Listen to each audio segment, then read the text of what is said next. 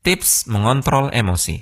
Salah satu senjata syaitan untuk membinasakan manusia adalah amarah. Dengan cara ini, syaitan bisa dengan sangat mudah mengendalikan manusia. Karena marah, orang bisa dengan mudah mengucapkan kalimat kekafiran, menggugat takdir Allah, berkata yang jorok, mencaci habis-habisan, bahkan sampai mengucapkan kalimat cerai yang membubarkan rumah tangga. Agar kita tidak terjerumus ke dalam dosa yang lebih besar, ada beberapa cara mengendalikan emosi yang diajarkan dalam Al-Quran dan As-Sunnah. Pertama, segera memohon perlindungan kepada Allah dari godaan syaitan dengan membaca ta'awudz.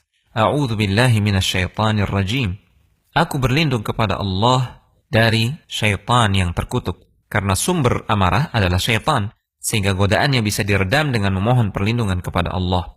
Rasulullah SAW bersabda yang artinya, apabila seseorang marah, kemudian membaca a'udzubillah, maka marahnya akan reda. Kedua, diam dan jagalah lisan. Bawaan orang marah adalah berbicara tanpa aturan, sehingga bisa jadi dia berbicara sesuatu yang mengundang murka Allah. Karena itulah, diam merupakan cara yang mujarab untuk menghindari timbulnya dosa yang lebih besar. Rasulullah SAW pernah bersabda yang artinya, jika kalian marah, diamlah. Ketiga, mengambil posisi lebih rendah. Kecenderungan orang marah adalah ingin selalu lebih tinggi dan lebih tinggi. Semakin dituruti, dia semakin ingin lebih tinggi. Dengan posisi lebih tinggi, dia bisa melampiaskan amarahnya sepuasnya. Karena itulah Rasulullah SAW memberikan saran untuk meredam amarah. Rasulullah SAW menasihatkan, apabila seseorang marah dan dia berada dalam posisi berdiri, hendaknya dia duduk. Karena dengan itu, marahnya bisa hilang. Jika belum juga hilang, hendaknya dia mengambil posisi tidur. Keempat, ingatlah hadis ini ketika marah.